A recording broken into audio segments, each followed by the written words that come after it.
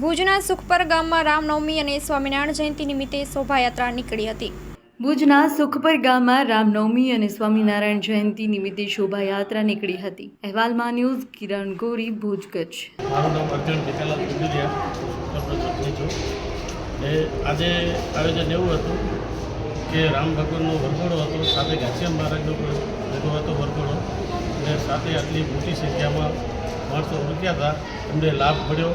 અને અત્યારે કોઈ હિન્દુ સભ્ય એક થઈને બધા રહ્યા હતા, એમને સાથે પોલીસવાળાએ પણ સાથ સહકાર આપ્યો હતો, બધું વ્યવસ્થિત આયોજન કર્યું હતું, એ બદલ મેં આભાર માનું છું। મારું નામ કાંતિભાઈ રણજી કેરાઈ છે અને આજે રામનવમીનો જન્મજયંતિ છે અને સ્વામિનારાયણ જન્મજયંતિ છે। આજે કાંઈ કહેવાનું હોય જ નહીં, હિન્દુ સનાતન સમાજ આનંદમાં છે, બસ નાચવાનું, આનંદ કરવાનો, ભગવાનનું નામ લેવાનું, રામનું નામ લેવાનું, સ્વામિનારાયણનું નામ લેવાનું। ત્રણેય મંદિરના સાતયોગી બહેનોએ ભગવાનને પાકા થાળ કરાવીને ભાવથી થાળ જમાડ્યા છે, આરતી કરી છે। આખો હિન્દુ સમાજ રામમય બની ગયો અને રામ આપણા હિન્દુ સમાજના આરાધ્ય દેવ છે। રામ શું શીખવાડે છે? નીતિ, સત્ય, ધર્મ।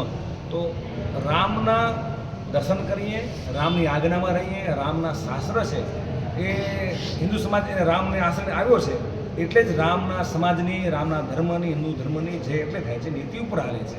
એટલે કેટલા દુનિયામાં દેશો છે, પણ આપણો હિન્દુ સમાજ એક એવો છે કે નીતિ ઉપર, સત્ય ઉપર હાલે છે, એટલે જ રામ ભગવાન મર્યાદા પુરુષોત્તમ છે, ધર્મપુરુષ છે, રાજાધિરાજ છે। અને અમારા ભગવાન સ્વામિનારાયણ પણ 200-250 વર્ષ પહેલાં જન્મ લઈને એ હિન્દુ સમાજને ખૂબ સત્સંગી બનાવ્યા, વ્યસન મુક્ત કર્યા। આજે ખૂબ ઉત્સાહ છે અને આનંદ છે। અને મહાસાપુરાણ ન્યૂઝથી આ સમગ્ર પ્લોટ શોભાયાત્રાને નિહાળી અને સુપરના દરેક કાર્યક્રમમાં કિરણભાઈ ગોરી ધાર્મિક કાર્યક્રમમાં ખૂબ રસ લે છે। તો મહાસાપુરાના સમગ્ર ટીમનો ખૂબ ધન્યવાદ। મારું નામ છે રામભાઈ અર્જણ વરસાણી, વદરપુર ગામનો વતની છું। અને આજે દર વર્ષની જેમ રામનવમી આવે છે એમ આ વર્ષે પણ કેસરી નંદન યુવક મંડળ મોરા ઉપરથી અને કચ્છથી નરનાળદેવ યુવક મંડળ નરનાળનગર મંદિરના યુવાનો સાથે મળી અને એક રામ જન્મ મહોત્સવ અને ઘનશ્યામ જન્મજયંતિના ઉપક્રમે આજે સરસ શોભાયાત્રા નીકળી અને સવારે આ સાંજથી 6 વાગ્યાથી નીકળી અને અહીંયા રાણેવાસની અંદર આખો પૂરું કરી અને પાછું અહીંયા પણ રામ ભગવાનને થાળ જમાડ્યા, શ્રી ઘનશ્યામ મહારાજે થાળ જમાડી અને હવે આગળ જે કાર્યક્રમ હશે એ પ્રમાણે આગળ પ્રયાણ કર્યું છે। મારું નામ ગોવિંદ કેરાઈ, આમ સુખપરના વતની છું। અને આજે રામ જન્મ ઉત્સવ અને સ્વામિનારાયણ જન્મ ઉત્સવ લગભગ 35 વર્ષથી આ શોભાયાત્રા નીકળે છે સુખપર ગામમાં। તો કેસરીનંદન યુવક મંડળ અને કચ્છરી નરનાળદેવ યુવક મંડળ નરનાળનગર દ્વારા આયોજિત આજની રામનવમીમાં વિશેષ કે જ્યારે રામચંદ્ર ભગવાન રાવણનો વધ કરી અને અયોધ્યા પાછા આવતા હતા ત્યારે પુષ્પ વિમાન લઈને આવ્યા હતા।